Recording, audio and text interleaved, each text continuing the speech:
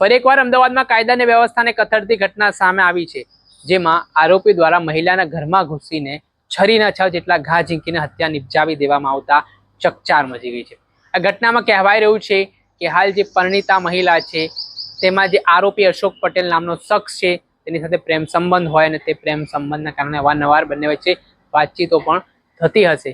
તે બાબતે આ જે મહિલાના પતિ છે તેમણે પણ અશોક પટેલ નામના વ્યક્તિ સાથે સંબંધો રાખવાની તેમના પત્નીને મનાઈ કરી હતી, છતાં અવારનવાર અશોક પટેલ છે તે ફોન કોલ દ્વારા તેમજ અલગ અલગ માધ્યમો થકી મહિલા મૃતક છે તેમનો સંપર્ક કરતો હતો અને એક દિવસ અશોક પટેલના ત્રાસના કારણે મહિલા અને તેમના પતિ છે તેમણે ઘર અન્ય જગ્યાએ લીધું અને અત્યારે તેઓ ભોળેનાથ વસ્ત્રાલ ખાતે આવેલી સોસાયટીમાં રહી રહ્યા હતા। ત્યારે હજી અશોક પટેલ નામનો શખ્સ છે તે ફોન કરીને હેરાન કરતો હોય અને મળવા માટે બોલાવતો હોય તે પ્રકારની વિગતો સામે આવી રહી છે। જોકે મહિલા પરિણીતા છે તેમણે મળવાનો ઇનકાર કરતા અશોક પટેલ છે તે પોતાના સાગરીત સાથે રાત્રિ દરમિયાન આવે છે અને એકાએક મહિલાના ઘરમાં ઘૂસી જાય છે અને ત્યારબાદ છરીના 6 જેટલા ઘા મારીને મહિલાનું આંતરડું કાઢી લે છે।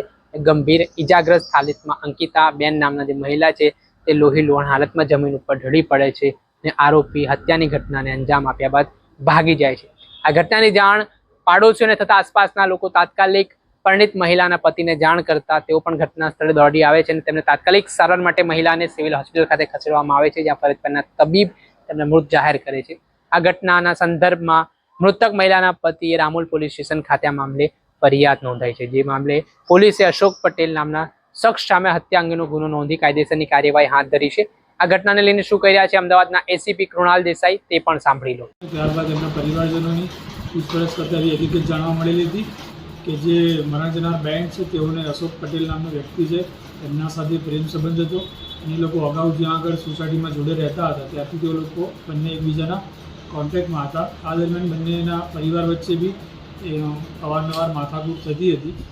એ દરમિયાન જે મરણ જનાર છે બેન એમની પાસે એકવાર અગાઉ મોબાઈલમાં પણ ફોન કરતા એમના પત્ની જગતલા ત્યારે બી એમના ઘરમાં ઝઘડો થયો હતો અને જે મરણ જનારના પરિવાર અને અશોકભાઈના પરિવાર વચ્ચે બી અગાઉ માથાકૂટો થયેલી હતી। તેના કારણે ગઈકાલે જે આરોપી છે અશોકભાઈ અને અન્ય એક વ્યક્તિ આવીને અને ચપ્પુના ઘા મારીને મૃત્યુ નિપજાવે છે।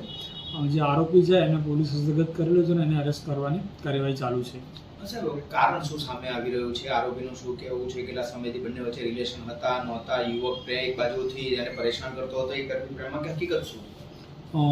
જે મરણ જનાર અને આરોપી છે અશોક પટેલ એ લોકો લગભગ 2014થી એકબીજાના પરિચયમાં હતા। અગાઉ આ લોકો જ્યાં રહેતા હતા એક જ સોસાયટીમાં રહેતા હતા, એથી એ લોકો કોન્ટેક્ટમાં આવેલા હતા અને એકબીજાના પરિચયમાં હતા।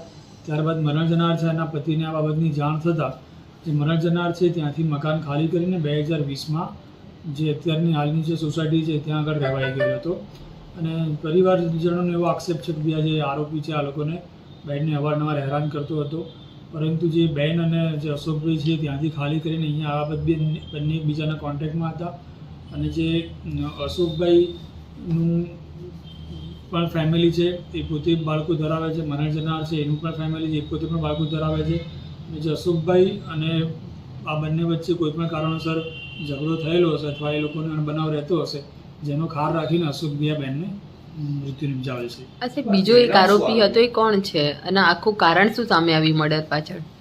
જે બીજો આરોપી છે અશોકભાઈ પોતાની જોડે લઈને આવેલા હતા, એની પાછળ બેઠેલો હતો।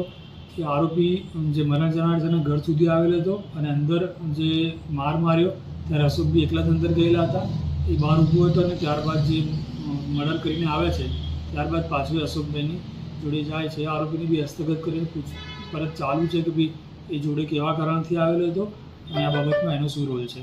આરોપીનું બેકગ્રાઉન્ડ શું? જે આરોપી ત્યાં વસ્ત્રાલમાં જ રોજ રહે છે, એની વિરુદ્ધમાં પ્રોહિબિશનના ગુના નોંધાયેલા છે, દારૂ પીધેલાના પણ એની વિરુદ્ધમાં ગુના નોંધાયેલા છે અને અન્ય કોઈ એની હકીકત જાણવા મળેલી નથી। દર્શક મિત્રો, એન કવરેજ ન્યૂઝને આપ લાઇક કરી લો, સબસ્ક્રાઇબ કરી લો અને શેર કરવાનું ભૂલતા નહીં।